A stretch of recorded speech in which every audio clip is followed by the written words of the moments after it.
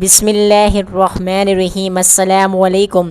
ایک دفعہ سلطان صلاح الدین ایوبی عدالت میں بیٹھے اپنے لوگوں کے مسائل کو حل کر رہے تھے۔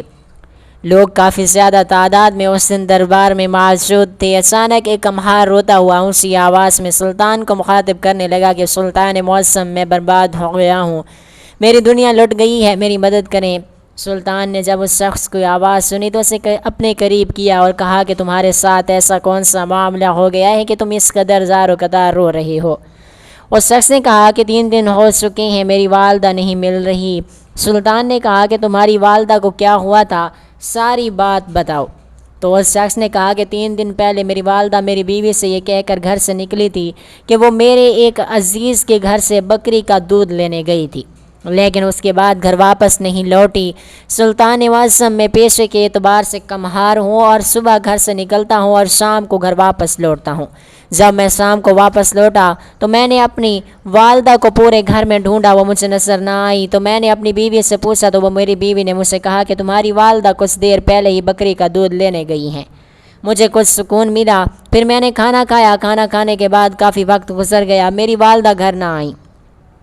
تو میں گھر سے نکلا اور اس گھر گیا جہاں سے میری والدہ دودھ لینے گئی تھی۔ جب میں وہاں پہنچا تو انہوں نے کہا کہ یہاں تمہاری والدہ آج نہیں آئی ہیں۔ میں بڑا پریشان ہوا اور جن گھروں میں یہ مجھے شک تھا میں ان تمام گھروں میں گیا۔ ان لوگوں سے دریافت کیا کہ میری والدہ آج آپ کے گھر آئی تھی تو سبھی ایک ہی جواب تھا کہ آج آپ کی والدہ ہمارے گھر نہیں آئی۔ اگلے دن میں پورے گاؤں کے ہر ایک گھر میں گیا اور لوگوں سے پوچھا، لیکن میری والدہ کسی کے ہاں نہیں گئی تھی۔ میں بہت زیادہ پریشان ہوا۔ پھر اس کے بعد میں نے سوچا کہ شاید میری والدہ میرے رشتہ دار جو کہ اسکندریہ شہر میں رہتے ہیں، شاید ان کے پاس نہ چلی گئی ہو۔ میں نے ایک دن کا طویل سفر طے کیا اور اپنے رشتہ داروں کے ہاں گیا۔ تمام لوگوں سے پوچھا لیکن کسی نے یہ نہیں کہا کہ تمہاری والدہ یہاں آئی تھی۔ ہر کسی کا یہی جواب تھا کہ تمہاری والدہ کو 3 ماہ ہو چکے ہیں، وہ ہمارے پاس نہیں آئی۔ یہ خبر سن کر میرے پاؤں تلے زمین نکل گئی اور میں اس وقت سے زار و قطار روئے جا رہا ہوں، اللہ سے دعائیں مانگ رہا ہوں، کیونکہ میرا اس دنیا میں میری والدہ سے بڑھ کر کوئی مخلص اور عزیز نہیں ہے۔ لہٰذا میں جتنا کر سکتا تھا میں نے تلاش کرنے میں کوئی کسر نہیں چھوڑی۔ اب آپ میری مدد کریں اور میری والدہ کو ڈھونڈنے میں اپنا کردار ادا کریں۔ سلطان صلاح الدین ایوبی نے اس کمہار کی ساری بات سننے کے بعد اسے حوصلہ دیا، اسے پانی پلایا اور کہا کہ تم پریشان نہ ہو، یہ بتاؤ کہ تمہارے گھر میں اور کون کون ہے؟ تو اس کمہار نے بتایا کہ میرے گھر میں میری ایک بیوی ہے اور میری والدہ، بس اور کوئی نہیں۔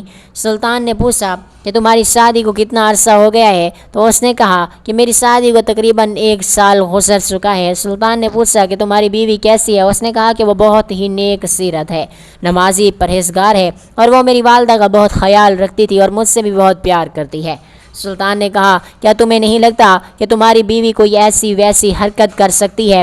تو اس کمہار نے کہا کہ نہیں سلطان معظم، میں اس بارے میں سوچ بھی نہیں سکتا، کیونکہ میری بیوی میری والدہ کا بہت خیال رکھتی تھی اور ان کا کہا حکم مانتی تھی، اور ایسی حرکت وہ کبھی نہیں کر سکتی، وہ تو میری ماں کو اپنی ماں سمجھتی تھی۔ سلطان نے اسے کہا اگر تم مناسب سمجھو تو اپنی بیوی کو کل دربار میں لے کر آؤ اور شاید کوئی راستہ نکل آئے۔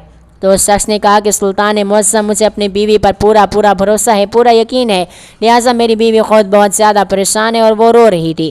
اس کا میری والدہ کے غائب ہونے میں کوئی کردار نہیں، بلکہ اس نے 2 دن سے کھانا نہیں کھایا، وہ بہت زیادہ پریشان ہے، لہٰذا میری بیوی کو دربار میں لانے کا کوئی فائدہ نہیں ہوگا، اس لیے آپ کوئی اور راستہ تلاش کریں۔ سلطان نے اس کمہار کو پریشان دیکھا اور اس کی اپنی بیوی پر مکمل بھروسے کو دیکھتے ہوئے خاموش ہو گئے اور اسے کہا کہ آپ پریشان نہ ہوں اور گھر میں جائیں، میں اپنے سپاہیوں کے ذریعے اعلانات بھی کرواتا ہوں اور جس قدر ممکن ہو سکا آپ کی والدہ کو تلاش کرنے میں پورا زور لگاتے ہیں۔ خیر ہفتہ گزر گیا، 2 ہفتے گزر گئے، حتیٰ کہ 1 مہینہ کی کوششوں کے باوجود بھی اس کمہار کی والدہ کا کچھ پتہ نہ چل سکا۔ 1 مہینہ بیچارہ کمہار بھی اپنے کام پر نہ گیا اور اپنی والدہ کو دیوانوں کی طرح ڈھونڈتا رہا۔ آخر مجبوراً جب گھر میں فاقے پڑنے لگے تو کام پر چلا گیا، لیکن وہ اکثر روتا رہتا جب اسے اپنی والدہ کی یاد آتی۔ وہ ساروں قطار بچوں کی طرح بلک بلک کر روتا، حتیٰ کہ 10 ماہ گزر گئے۔ ایک دن کمہار کام پر نہ گیا کیونکہ اس کی بیوی کو اس نے اپنے سسرال چھوڑنا تھا۔ کمہار صبح معمول کے مطابق اٹھا، دوپہر کو اس نے اپنی بیوی کے ساتھ اپنے سسرال جانا تھا۔ یہ اپنی بیوی کو لے کر سسرال گیا، اپنی بیوی کو چھوڑا اور واپس اپنے گھر آ گیا۔ شام ہونے میں ابھی کافی وقت پڑا ہوا تھا، اس کے پاس کوئی کام نہ تھا۔ اس نے اپنے گھر میں موجود خالی جگہ پر ایک کیاری بنانا شروع کر دی۔ یہاں کچھ سبزیاں وغیرہ لگا دوں۔ جب یہ کیاری بنانا شروع تو اسے عجیب سی بدبو آئی۔ اس نے پورے گھن کو چھان مارا لیکن اسے سراغ نہ مل سکا۔ پھر اس نے غور کیا تو اسے معلوم ہوا کہ جس جگہ کھدائی کر رہا ہوں مجھے اس جگہ سے گندی بدبو آ رہی ہے۔ اس نے اپنے چہرے پر کپڑے سے نقاب کیا تاکہ بدبو اسے مزید تنگ نہ کرے، اور اس نے اس جگہ کھدائی کو مزید گہرا کرنا شروع کر دیا۔ مزید گہرا کرنے پر اسے ایک رضائی نظر آئی جو کہ اس کے گھر کی تھی۔ کمہار مزید پریشان ہوا کہ یہ تو میری بیوی کی رضائی ہے اور جسے ہم سردیوں میں اوڑھ کر سوتے ہیں، یہ یہاں آئی کیسے؟ مزید کچھ دیر کھدائی کرنے کے بعد اس کے ہوش اڑ گئے اور کلیجہ پھٹنے کو آ گیا جب اس نے دیکھا کہ کسی انسان کا ہاتھ ہے، اور اس میں جب چوڑیوں پر نظر پڑی جو سونے کے 2 کنگن تھے وہ اس کی والدہ کے تھے۔ یہ چیخ و پکار کرنے لگا اور اونچی آواز میں رونے لگا۔ جب ہمسایوں نے اس کو اس قدر روتے ہوئے دیکھا تو فوری اس کے پاس پہنچے تو سامنے کا منظر دیکھ کر ان تمام لوگوں کے پاؤں تلے زمین نکل گئی اور انہیں یقین نہیں ہو رہا تھا۔ خیر، سب لوگوں نے بڑی مشقت کے بعد اس کمہار کی والدہ کی بوسیدہ لاش کو باہر نکالا۔ کمہار کو یقین نہیں ہو رہا تھا کہ یہ میری والدہ کی لاش ہے۔ سب سے بڑا سوال یہ تھا کہ میری والدہ کی لاش اس طرح کس نے دفنائی اور کیوں، اور اسے اپنی بیوی پر پورا بھروسہ تھا۔ اس کی والدہ کی فرما بردار تھی اور میری بھی، لہٰذا میری بیوی یہ کام نہیں کر سکتی۔ لیکن دوسری طرف یہ سوال تھا کہ اس کی والدہ کے غائب ہونے کے بعد اس کی بیوی اپنے میکے بھی نہیں گئی اور کسی طرف بھی نہیں گئی تھی، وہ ہر وقت گھر میں رہتی تھی۔ پھر اس کی بیوی کی موجودگی میں یہ کام کیسے ہو سکتا ہے؟ کمہار فوری اپنے سسرال نکل پڑا۔ طویل مسافت کے بعد اپنی بیوی کے پاس پہنچا اور اسے کہا کہ فوری میرے ساتھ گھر چلو۔ اس کی بیوی نے کہا کہ خیر تو ہے۔ اس نے کہا کہ میری والدہ کی لاش ایک کنویں سے ملی ہے اور سلطان کے سپاہیوں نے اس لاش کو باہر نکالا ہے، لیکن اس لاش کی حالت بڑی بوسیدہ ہو چکی ہے اور پہچان میں نہیں آ رہی، لہذا تم میرے ساتھ چلو کیونکہ گھر میں کسی نہ کسی کا ہونا انتہائی ضروری ہے، اور میں سلطان کے پاس جاؤں گا، اس سارے معاملے کی تحقیق کروں گا کیونکہ سلطان صلاح الدین ایوبی نے چند مشکوک لوگوں کو پکڑا ہے، لہذا تم جلدی کرو۔ خیر، اس نے بیوی کو کسی بھی طریقے سے اپنے ساتھ گھوڑے پر بٹھایا اور فوری واپس آ گیا۔ اگلے دن یہ گھر پہنچا تو اس کے گھر میں کوہرام مچا ہوا تھا۔ اس کے قریبی رشتہ دار اور دیگر ہمسائے اس کے گھر میں موجود تھے۔ کمہار کی بیوی کو ابھی بھی مکمل یقین نہیں ہوا کہ کمہار کو مجھ پر شک ہوا ہے یا یہ سارا معاشرہ کیا ہے۔ اتنے میں سلطان صلاح الدین ایوبی رحمۃ اللہ علیہ کو بھی خبر ہو چکی تھی اور وہ بھی اس عجیب موت پر بڑے پریشان تھے۔ وہ بھی کمہار کے گھر پہنچے۔ کمہار سلطان سے ملا اور ساری حقیقت سے آگاہ کر دیا۔ پورا شک اس کی بیوی پر تھا جبکہ کمہار کو بھی اب شک ہونے لگا۔ خیر، سب سے پہلے اس کی والدہ کی میت کو جیسے تیسے نہلایا گیا، بعد میں اس کا جنازہ اور کفن دفن کر کے اسے قبرستان میں دفن کیا گیا۔ اس کے بعد سلطان نے کمہار سے کہا کہ تم اپنی بیوی کو لے کر دربار میں حاضر ہو جاؤ۔ پورا گاؤں کمہار اور اس کی بیوی اور سلطان کے دربار میں حاضر ہوئے۔ ساری تحقیقات کرنے کے بعد سلطان نے اس کی بیوی سے کہا کہ تم نے اپنی ساس کو قتل کرنے کے بعد اپنے گھر میں دفن کیوں کیا تھا؟ پہلے تم کمہار کی بیوی نے اپنے جرم کا اقرار نہیں کیا، لیکن جب سلطان اپنے جلال میں بولے اور ان کا غصہ آسمان کو چھو رہا تھا تو اس وقت ڈر کے مارے اس نے اپنے گناہ کا اقرار کر لیا۔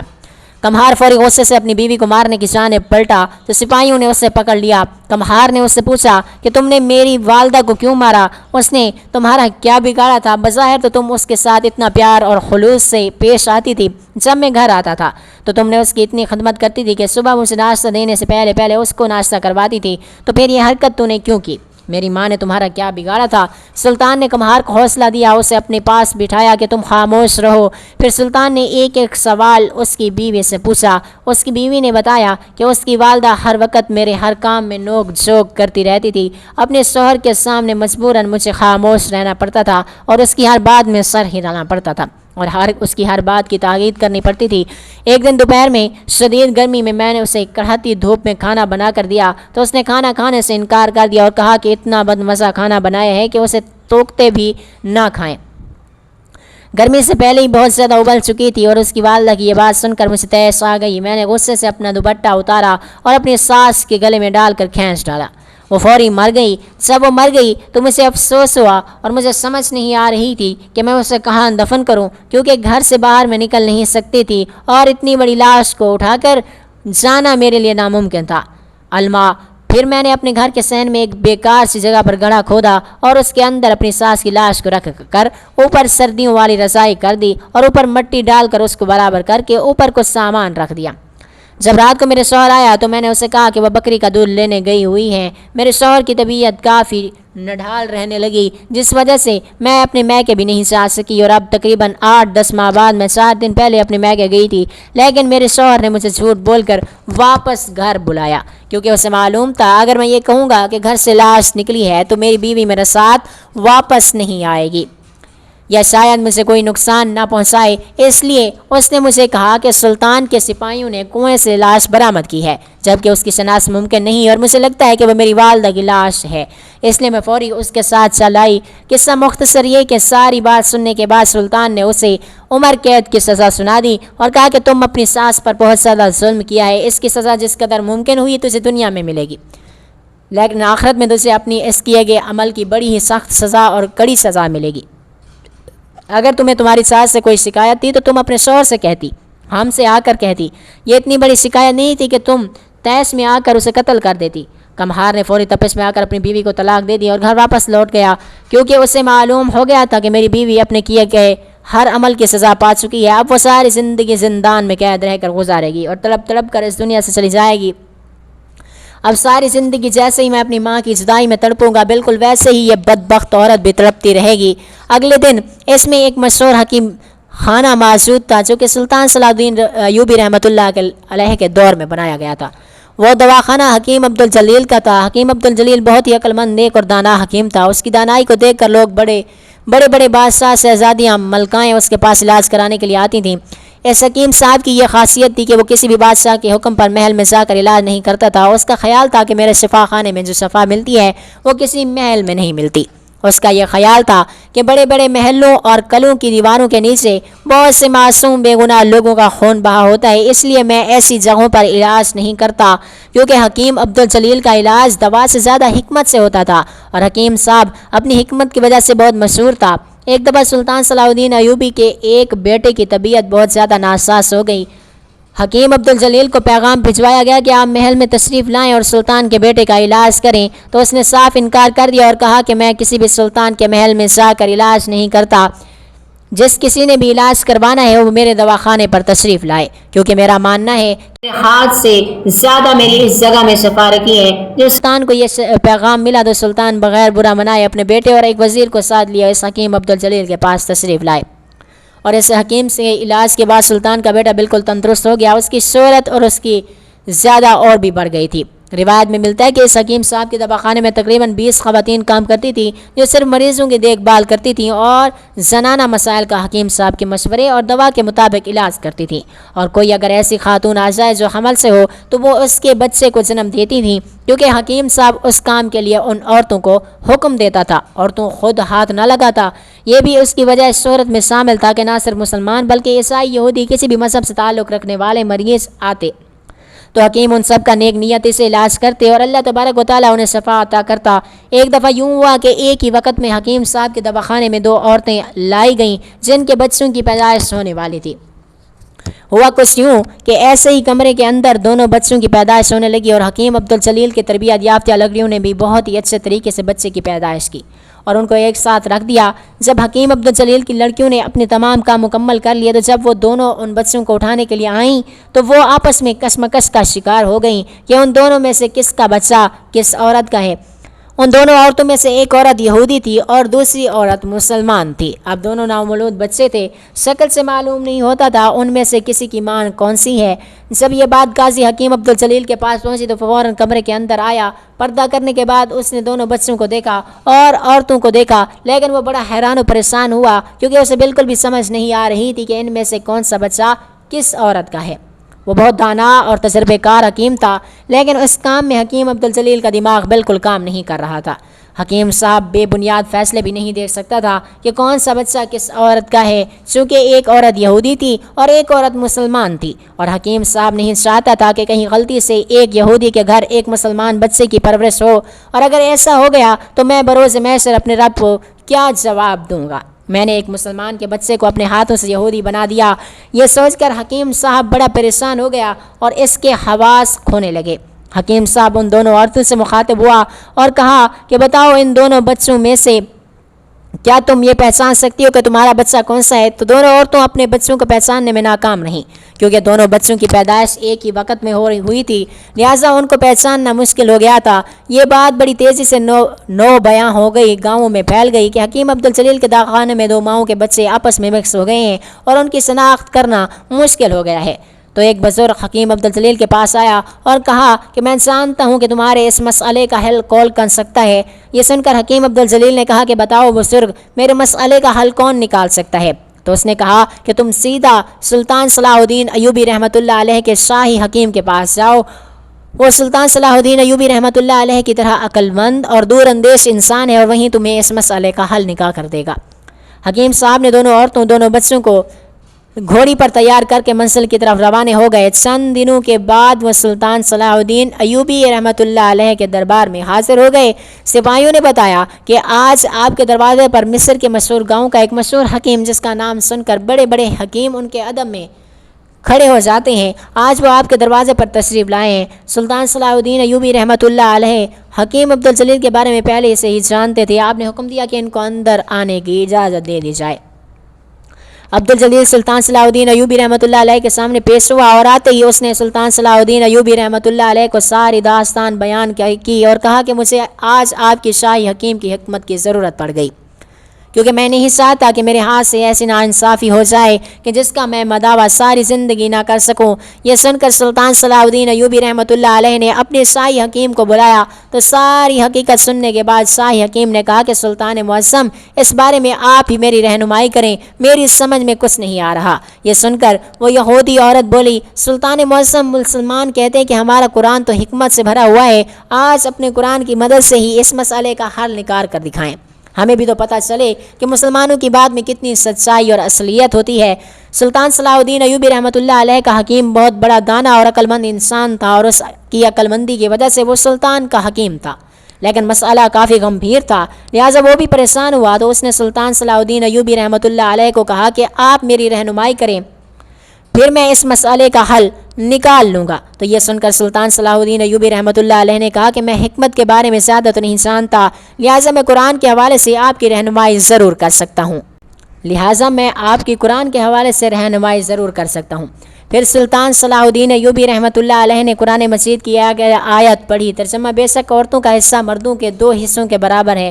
تو یہ سن کر شاہی حکیم صاحب حکیم عبدالجلیل سے مخاطب ہوا اور کہا کہ ان دونوں عورتوں کو میرے دواخانے کے اندر لے آؤ اور تم بھی میرے ساتھ چلو۔ جب دونوں عورتوں کو حکیم صاحب کے دواخانے میں لایا گیا تو شاہی حکیم صاحب نے حکیم عبدالجلیل کے ساتھ مل کر دواخانے میں کچھ ایسا تجربہ کیا جس سے پتہ چل گیا کہ کون سا بچہ کس عورت کا ہے۔ در حقیقت ان 2 بچوں میں سے ایک بچہ لڑکا تھا اور ایک بچہ لڑکی تھی۔ تو جب یہ بات سلطان صلاح الدین ایوبی رحمۃ اللہ علیہ تک پہنچی کہ شاہی حکیم نے معلوم کر لیا کہ ان میں سے کون سی عورت کا کون سا بچہ ہے، تو سلطان صلاح الدین ایوبی رحمۃ اللہ علیہ نے اسے اپنے پاس بلایا اور تمام درباریوں کے سامنے پوچھا کہ بتاؤ تمہیں کیسے پتہ چلا؟ تو اس نے کہا کہ سلطان معظم، جب آپ نے یہ آیت پڑھی تو میں نے شاہی دائی سے مدد لے کر ان دونوں ماؤں کے دودھ کا کچھ تجربہ کیا، اور ہمیں اس سے پتہ چلا کہ جتنی طاقت بیٹے والی ماں کے دودھ میں ہے اتنی طاقت اس بیٹی والی ماں کے دودھ میں نہیں تھی۔ اور پھر مزید کو تجربے کرنے پر ہمیں پتہ چلا کہ اللہ تعالیٰ نے اس طرح قرآن میں فرمایا کہ مفہوم کے مطابق بیٹی والی ماں کے دودھ میں زیادہ طاقت ہوتی ہے اور بیٹی والی ماں کے دودھ میں کم طاقت ہوتی ہے۔ تو ہمیں یہ پتہ چل گیا کہ جس ماں کے دودھ میں کم طاقت تھی اس کی اولاد بیٹی تھی، اور جس ماں کے دودھ میں زیادہ طاقت تھی وہ ایک بیٹے کی ماں تھی۔ اس طرح ہمیں پتہ چل گیا کہ کون سا بچہ کس کا ہے اور کون سا کس ماں کا ہے۔ یہ سن کر سلطان صلاح الدین ایوبی رحمۃ اللہ علیہ نے فرمایا کہ بے شک قرآن پاک میں اللہ تبارک و تعالیٰ نے ہر مشکل کا حل لکھا ہوا ہے، لیکن حقیقت اس بات کو سمجھنے کی ہے اور اس کو سمجھ کون سکے۔ پھر سلطان صلاح الدین ایوبی رحمۃ اللہ علیہ نے کہا کہ ہمارے پیارے نبی حضرت محمد مصطفیٰ احمد مصطفیٰ صلی اللہ علیہ وآلہ وسلم صحابہ کی اتنی شان ہے کہ اگر ان کے گھوڑے کی رسی گم ہو جاتی وہ جا کر قرآن پاک کی حکمت سے ڈھونڈتے تھے۔ یہ دیکھ کر تمام دربار نعرہ تکبیر سے گونج اٹھا۔